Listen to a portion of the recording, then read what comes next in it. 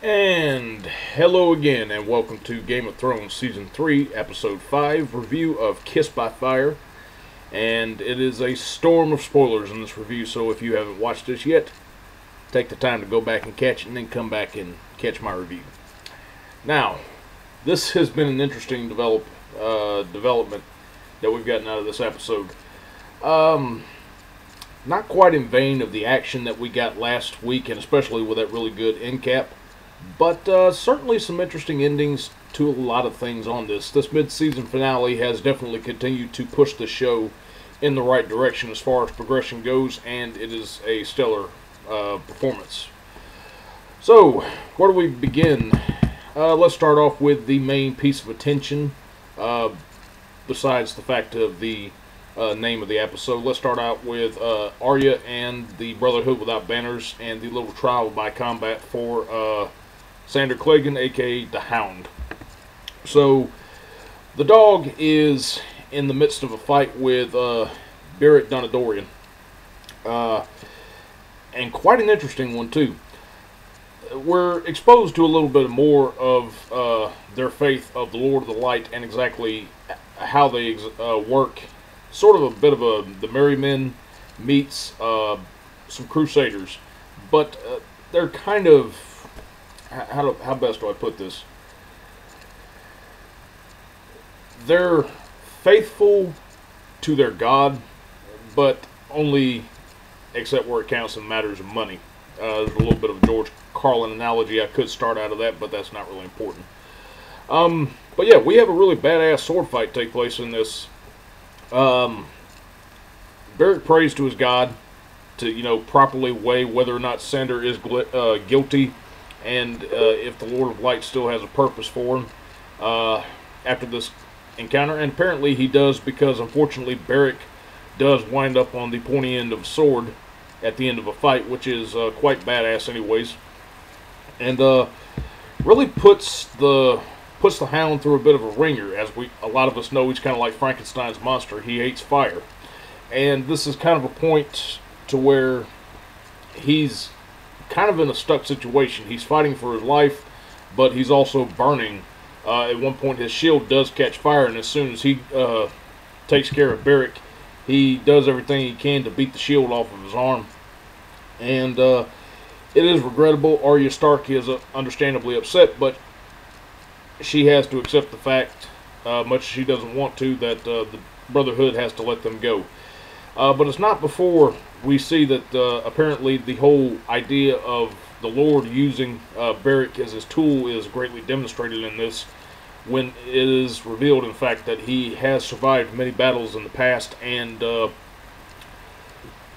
still has a little bit left to do, apparently, as Thoros prayed over him. This is a really well done scene. The battle sequence was excellent. I quite enjoyed this, and it's a nice opener to this episode. However, this is really the only course of action that we get throughout this. I don't count the sword fight in King's Landing with Marjorie and Sansa watching, but there is some other developments that happen a little bit more interestingly in this. Let's start out with the big thing. There's a lot of stuff happening in this. As I said, it's a season of spoilers here. We have a little bit of Westeros pie rolled in with some scandalous soap opera type stuff, as well as Ass-O-Rama, which went on in this episode quite a bit. I saw many pasty white asses in here, and Brienne's definitely is the best by far. Apparently, even by television standards, she is a little bit more attractive, which I'm kind of thankful for. They haven't really given her the butch body type that they kind of archetyped her as being in the story, which, as a fan of the books, I'm a little bit disappointed, but as a male at the same time, I am at least happy that we did get to see her bare her self for the world to see, so there is that. I'll cover the stuff with her and Jaime in a minute, but Jon Snow is a maid no more, and that's kind of what the build-up to this was, and it's really the most exciting thing that's happened to Jon in the course of this. There was a little bit of some strife going on in between the Lord of Bones and Jon Snow over the fact that, is he telling the truth about the number of men that are at the castles that the wildlings are planning on marching to. And there's not really much to cover in terms of actual character stuff in this episode. Or at least for Jon Snow and Ygritte on their parts. Basically, Ygritte has Jon Snow as a spear husband, and she wants to fuck him, and fuck his brains out she did. And she even got to experience the Lord's kiss for the first time, which is something. The analogy of the kiss by fire, this entire scene, which should have been the best thing that's happened to Jon Snow, is some fan service, but I'm just kind of by it. Now, to a lot of people watching this who hadn't read the books, this will be some exciting stuff, but honestly, I'm not really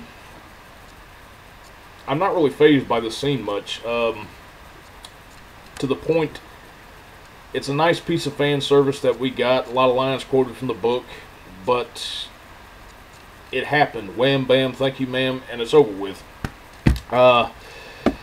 We're kind of treading into some uninteresting stuff that developed with Jon Snow as last season, and this is kind of starting to become one of the season's downfalls, at least in regards to that character. There's not really been much done to get me to liking this character all that much, or at least by Kit Harington portraying him. And I don't know, this segment of the episode really is the most disappointing to me, despite, you know, the fact that he is a maid no more, and we move on from it, and that's it. Although I will say, critique-wise, Ygritte, wow, I did like that. Now, we move along to King's Landing, and I'm going to be covering a lot of... You know what, on second thought, I'm going to hold off King's Landing for the last part, because the end of the episode is kind of the most important. What develops in other places, let's start off with the Dothraki, because this really was my favorite episode, or favorite moment out of this episode. Daenerys and company are continuing their march across the plains, and there's kind of a bit of a tiff which is starting to come up in between Barristan and Jorah Mormont. A lot of this has to do with where loyalties lie, and this is kind of an underlining theme for this episode, is karma, a little bit. Jorah, before he joined up with Daenerys, was in fact a slave trader, and a lot of the free men around there might not like the fact that they're marching with a former slave trader. And in fact, I don't even think Daenerys knows this yet. This is kind of a tiff which went back and forth in between Barristan and, you know, they're having a bout back and forth of, you know, your sins are greater than my sins, you do this, you do that. And while their little tiff is going on, Daenerys has probably one of my favorite moments in this episode, which is the introduction of Grey Worm as a character in this. He is one of the Unsullied who was selected to be sort of either a squad leader or the unofficial leader of the Unsullied as the free slaves. Daenerys sat there and she's kind of got like this oh damn look on her face, and it's really a lot of pity for the fact that it's not just enough that by actions against these guys that they were mistreated, but with the names that they were given to remind them of their place as vermin originally. She gives them the option now that they can select their own names. And this character does something that I really like. It happened in the books, but I really like it here too. Grey Worm decides that he's going to keep his own name. And said, you know, I was reminded of my place by my former slave masters, but at the same time, he decides that when Daenerys came along and helped him, he chooses to keep that name because it reminded him of a lot of bad times in his life, but it also, at this point, reminds him of one of the best moments in his life when he met her. And this is a really nice analogy, which can kind of turn a little bit biblical in a sense, if you will. It does lead to a pun, and please pardon me for it. I hate using them, but in this case, it really does fit in an ironic sort of way.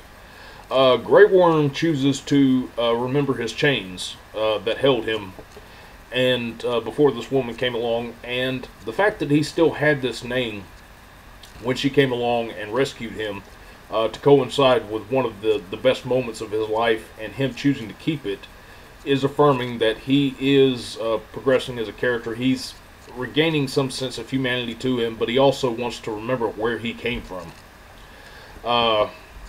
And I really like that about this character. I hope that they kind of expand a little bit of a role for him as to what he is able to do. Give him a little bit more screen time, because I really did like this moment. And Daenerys is simultaneously struck by gratitude and the respect that this guy gives her, and this is probably one of the proudest moments that she's had as a queen right after liberating them. This is definitely a moment that feeds the soul, and she is truly feeling grateful for it. Now, outside of that, I got to talk about some other things that went on too. Let's talk about Robb Stark and the actions that were carried out against the two Lannister boys that were kept in his dungeons. The Karstark, Rickard Karstark from last couple of episodes, has been wanting to hand out some good old-fashioned revenge against the two Lannister boys, and he pretty much states matter-of-factly that he does not give a damn that they are not the Kingslayer or Tywin Lannister, but the fact is that they are Lannister blood, and he will kill them, and he does that. And Robb is in a very dangerous position. A couple of things happen in this moment when Karstark is sitting there and just giving him shit about it. He is very unapologetic for what he does, and he's kind of throwing darts at Robb for the fact that, you know, we marched with you, and, you know, where's the justice that, you know, my kin died, and what's the matter with handing it out some to them? And a couple of things happen with Robb. You see the king in him come out, and more than that, you see that he is very much Ned Stark's son. And this kind of recalls to a couple of moments. One, when Ned had to, in fact, act as executioner, as the lord of his own manor. And kind of going back to the fact that this is a little bit of a play of comparing him to Joffrey back from season 1 when Ned was executed. His wife is standing there telling him, you know, you don't need to do this. And it's kind of weighing that moment back in of, you know, he's confronted with the hearts of women, and this is something that Joffrey had brought up, and in the light of what he did with killing Ned, it was kind of in a bad context, but here it does make a lot of sense. Robb very much has that Stark integrity, and he's kind of struggling with the fact, well, what do I do with this? You know, do I just let these men run rank in my within my ranks and you know, spread their dissension elsewhere and just sit back and let it happen, or do I do something about it? And he has to step up and do what his father did and take care of him, which is pretty good. I especially like the part where the guy who was just the watcher for when Karstark killed the kids is like, you know, no, don't kill me, I was just a watcher. And it's like, well, good, okay, you watched the kids die, you can die last, motherfucker. And I really like that. And this is also a little bit of a problem which is introduced in here, because now if he's having to step up as his father, he's having to do the honorable thing. And it's kind of a reoccurring lesson throughout the world of Westeros, is that honor will only lead you in one place. And it's a very heavy situation for him. Also, to the fact too, when this happened, this also cost him his allies in the Karstarks, and a lot of men have walked off from his regiment. So now he has to replenish his ranks, and in order to do that, he has to go somewhere where he really should not be going. It kind of comes to him that he needs to replenish his ranks, so he has to go to the Frey house, which I think is going to be a bit of a problem for him, because as we remember, or if you remember, Robb Stark was originally betrothed to one of Walder Frey's daughters. And I don't know. It doesn't really sound like a good idea if you have to go knocking on the door for some men at a man's place of who you turned his daughter down. So, I don't know. It sounds like a really bad idea to me. But it's his plan. Now, we move along to Stannis Baratheon, and holy shit. If we thought the end of Season 2 was kind of turning this show into The Walking Dead, well, my friends, we've officially met the governor in Westeros. Stannis Baratheon has a little morbid scene when his wife kind of establishes a lot of the crazy stuff which is going on in between him and Melisandre, and how his wife feels about that, as well as the fact that we are shown his kids floating in jars. Really creepy. I'm not really going to spend too much time on that scene because I actually was genuinely disturbed by it. It was one thing with the governor, but I mean, damn, is all I can say about that. But throughout the course of this, we're also introduced to a hidden child that Stannis has kept away. I cannot remember the girl's name right now, but she's kept up in a room at the top of a tower, and she is friends, or quite a good friends, with Davos, the Onion Knight, and kind of watching what I have seen so far as perhaps outside of Arya Stark as really the only true innocent, or outside of Arya and Bran Stark as really one of the true innocents within the world of Westeros. This gal is quite crushed by the fact that her father tells her that her friend was a traitor, and the child decides to sneak off, actually take it upon herself to go sneak out of a room and go visit Davos in his jail cell. And Davos is there. We seem to have a purpose in mind for him. His role is not entirely done in this series if we're getting a little bit of time in between him and this gal. And she takes it upon herself to teach him to read. Which, we wonder what's going on with this, but I assure you that in time you will find the answers to it. But it was a nice little scene in between them, and you know, kind of given the morbid scene that we walked away from in between Stannis and his wife. Jesus, it even by my standards, I was quite disturbed by it. But it was a nice, heartwarming moment in the vein of that Grey Worm introducing himself to Daenerys. So that was a major plus for me. Now, of course, we get on to Jaime and Brienne in Harrenhal. Now, they finally made their way to Harrenhal, and the goat drops them off. Still pissed that he's not doing his bleedish voice. The goat drops him off, and Roose Bolton is there to greet them. And in fact, he's not really happy with the way that the goat has been kind of berating his eccentricities around. He orders them taken care of.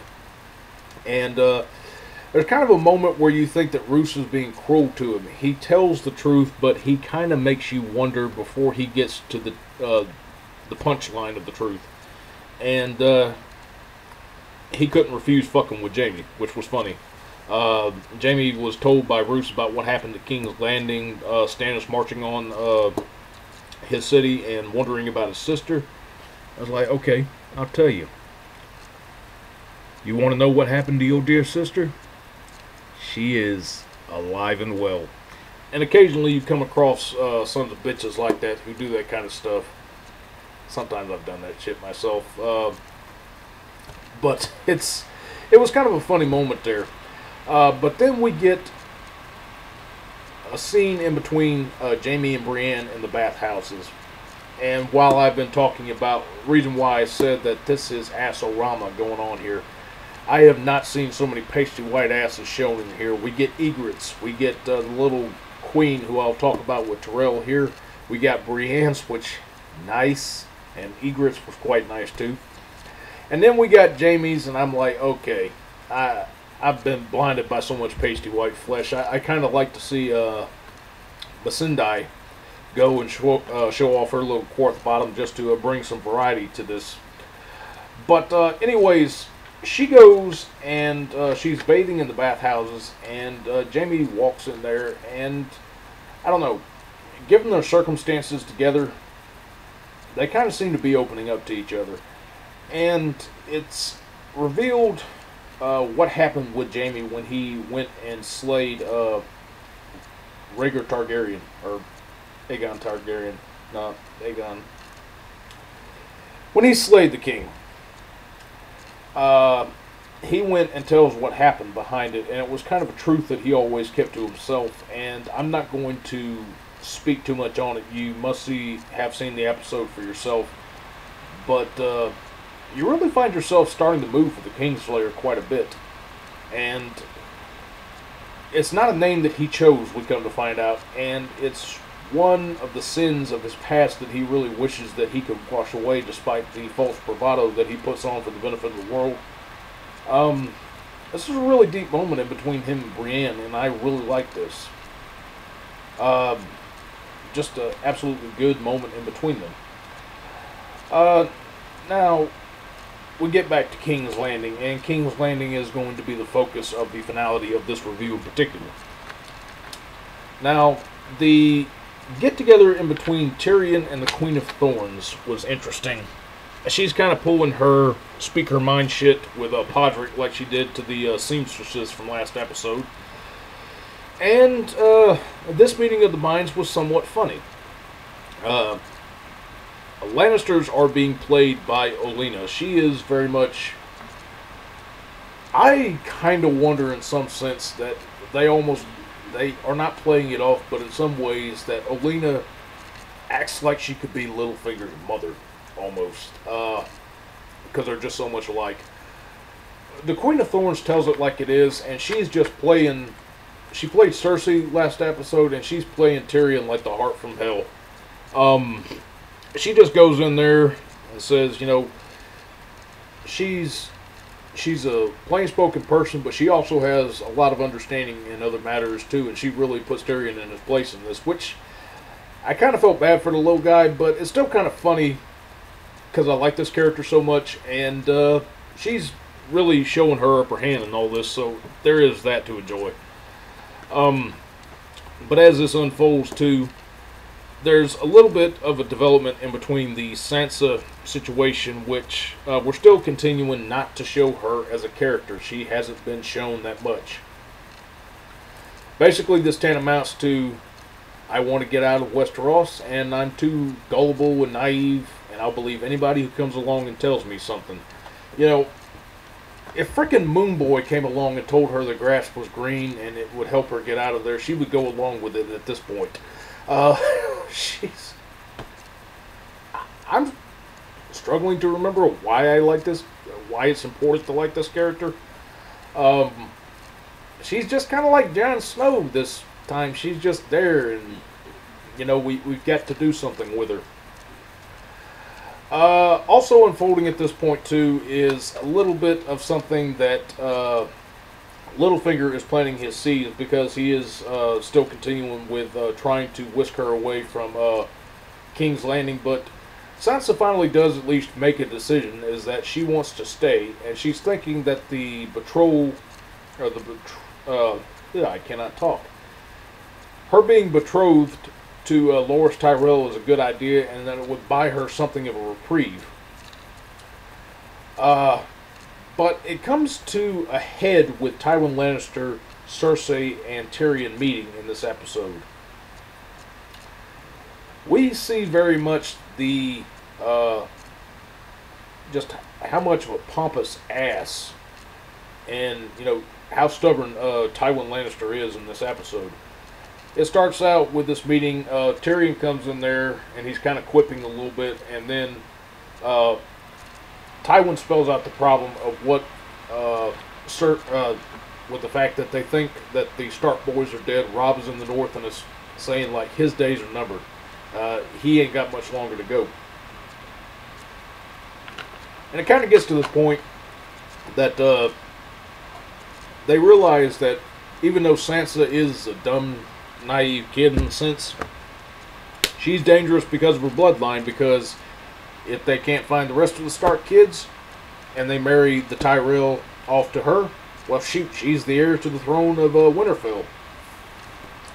And they want to keep her in there. So, Tywin decides to go and play a most unusual role of Cupid. He's doing some matchmaking. And Cersei's just kind of sitting there and eating this up when they finally reveal what they're going to do with Sansa. And he's like, you know, Tyrion's just like, okay, what you want to do with her? And I said, you're going to marry her. Cersei's sitting there eating that up. And Tyrion is absolutely upset about this because of the fact that she is a child. And we're kind of bringing up some of that old history in between Tyrion and his dad again. And it's kind of, you know, him rubbing his nose in the fact that, you know, you were married to a whore, but now you're going to get a real marriage, and you want it to be rewarded for your valor in battle. Sansa Stark is going to be the best reward that you get, you little shit. It doesn't say it to him like that, but that is tantamount to what Tywin is telling him. And, wow, you left feeling really bad for Tyrion. That feeling doesn't entirely get lost. You don't forget about that feeling with the next development. But it's kind of nice to rub Cersei's nose in it when she turns around and says, hey, you're going to be married off to Loras Tyrell. And she's absolutely upset about this. Tyrion doesn't want to be married to a kid. She doesn't want to be married to someone that's not her family. It is a nice way that injustice works its way around. It's not a nice development, and especially with the plant that, which I forgot to bring up too, was the plant that of the little squire that Littlefinger had go and seduce Loras Tyrell, which again I didn't need to see. I mean, like, again, ass-o-rama going on tonight.